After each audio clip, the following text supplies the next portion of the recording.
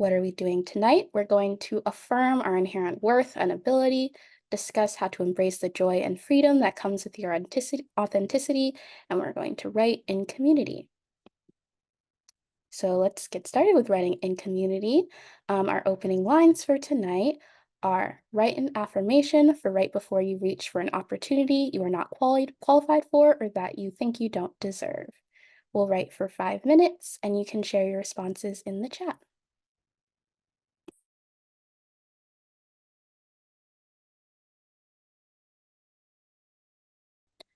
Okay, thank you to everyone for sharing. I want to introduce our guest author for today, Deesha Dyer. Deesha Dyer is the founder and CEO of Hook and Fasten, a social impact firm. Dyer is an award-winning event strategist, community organizer, and sought-after keynote speaker who specializes in transforming ideas into causes that create tangible change.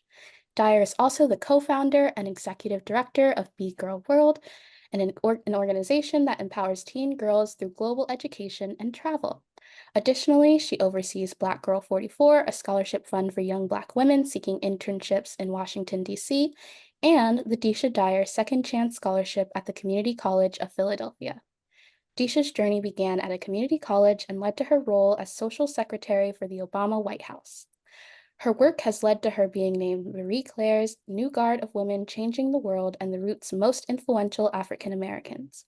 She has also been featured in Vogue, Travel Noir, and The Washington Post, and in 2022, Deesha was awarded the Women of Excellence Award by the City of Washington, D.C. Her debut book, Undiplomatic from Hatchet Book Group, came out on April 23rd of this year. So everybody, join me in welcoming Deesha. Hi, everyone. It's so good to be here. And thank you so much for that lovely introduction. And thank you all for spending your Friday night with me as we celebrate early Juneteenth, which we can celebrate all week, right? So it's okay. It's okay. So I'm going to read an excerpt from my new book, Undiplomatic, How My Attitude Created the Best Kind of Trouble. And the excerpt kind of goes with the affirmation and the question that was just asked about how do we get ourselves ready for these big opportunities, right? And so this scene, I'm just going to set it up for some of you since I'm not reading the whole chapter. This scene was when I was 31 years old in Philadelphia in 2009, and I applied to be a White House intern for President Barack Obama. So someone who I didn't know, I didn't have any connections. So this kind of sets up that scene. One June night in 2009, I was cooking dinner, and my Rottweiler, Change, was lazily watching me as I stirred meat sauce for spaghetti, waiting for a drop to casually fall into his lap. My micro braids were pushed up under my bed bonnet, already on my head for the night, and to keep them off my sweaty neck. I could not let my hair absorb the delicious onion, tomato, and garlic smell of the food. Jill Scott and Mos Def was serenading my ears with the Love Rain remix, a track off of Jilly from Philly's debut album, which I listened to weekly since it came out in 2000. The song has a vibe of hip hop, soul, and jazz blends, with lyrics that rise above the beat just perfectly. Love rain down on me, down on me. My hips subtly swayed on this hot Philadelphia day. My apartment was steaming and had a window air conditioner unit that sort of worked when I sealed the cardboard down on the side with sturdy duct tape and prayed that it stayed put through the night. The music stopped abruptly. I looked at my phone and saw a call coming in from an unidentified number. It was after 8 p.m., and I was in my groove. If your credit is funny like mine, you know very well that this could be a bill collector. So answering the phone is at your own risk. The best options are to ignore or answer in a different persona. Putting on my best white woman professional voice, I answered, "Hello," into my new sleek iPhone 3G, not knowing this call would change the course of my life. On the other end was a wholesome voice of a 20 something. He said that he was calling from the Office of Scheduling and Advance to interview me for the fall White House internship program. Um, okay, I said, throwing down the spoonful of sauce on a pot holder I grabbed from the oven door. I was whipping up enough pasta to last for the next few days, so I'd have no reason to turn on the stove again in this oppressive heat. I turned the knob to off and lightly placed all the dirty cooking dishes in the sink with soap and water so Change wouldn't use his big paw to knock them off the counter and enjoy the fruits of my labor. I was frazzled and filled with nervous anxiety because this all felt like an out of body experience. Patrick was following up on an application I submitted 2 months before to be a White House intern.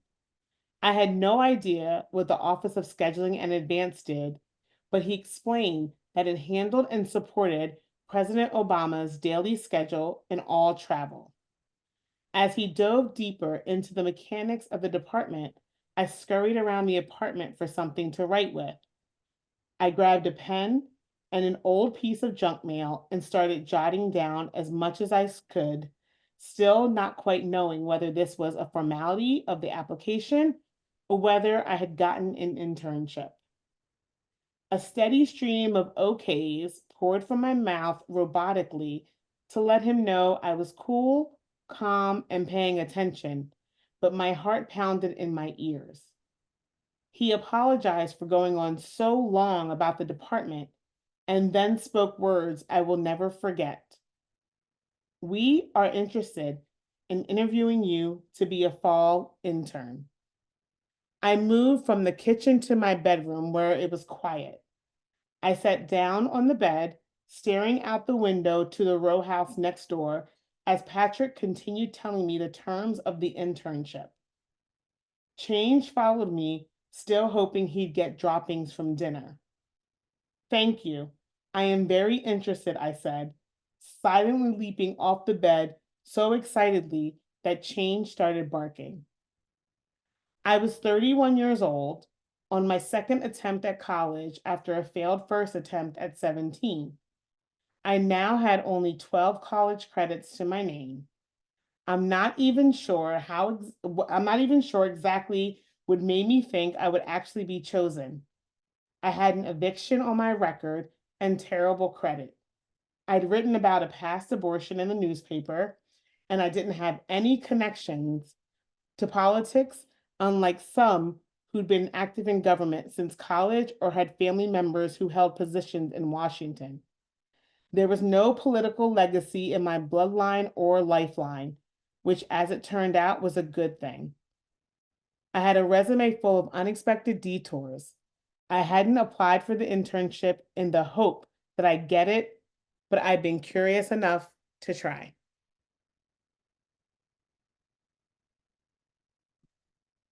Thank you so much for sharing that, Deesha. I'm just going to share our slides.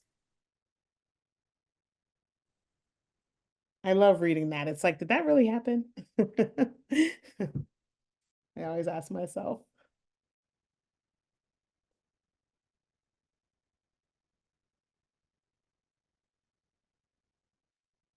So I think we're going to go right, Ayana, into the first writing prompt, correct? Make sure Yes. we're good. Great. So I read a little bit about the chapter. I read a little bit about an excerpt from the chapter. But let's talk a little bit about it in the sense of you all, right?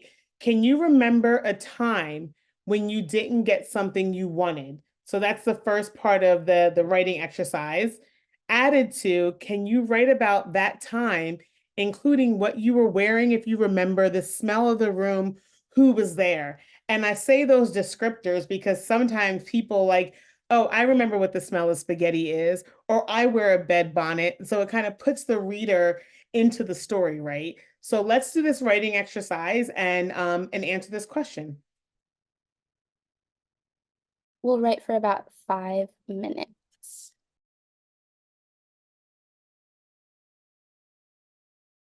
Be okay? Okay. So this one, I definitely want to hear some things when we get done writing because I know some of you have these. Oh, we all do. And adults also, I would love for you to share all the ones on the adults on here. But how many things have you done that you didn't think you could do in life? And pick one and write about what helped you achieve it. So, out of all the things that you were like, I'm scared, I don't know if I could do it, I'm not qualified, whether it's a promotion or a scholarship, or maybe making a team or anything, getting a job, or even doing just something like, putting outfits together or not sure what you're going to wear, how your hair, anything at all. I would love to hear about, things that you were like, I don't like this, I don't know if I could do it, and then you did do it and pick one, and I want you to write about it and what helped you achieve it. And the things that, like, it could be people that helped you, it could be songs, it could be just your confidence or maybe some encouragement from somewhere. And so I love to hear about that. And I think we're gonna write for about another 5 minutes, correct? Yes, give or take. Like the Okay, last give or time, take. give or take, yeah. Sounds good.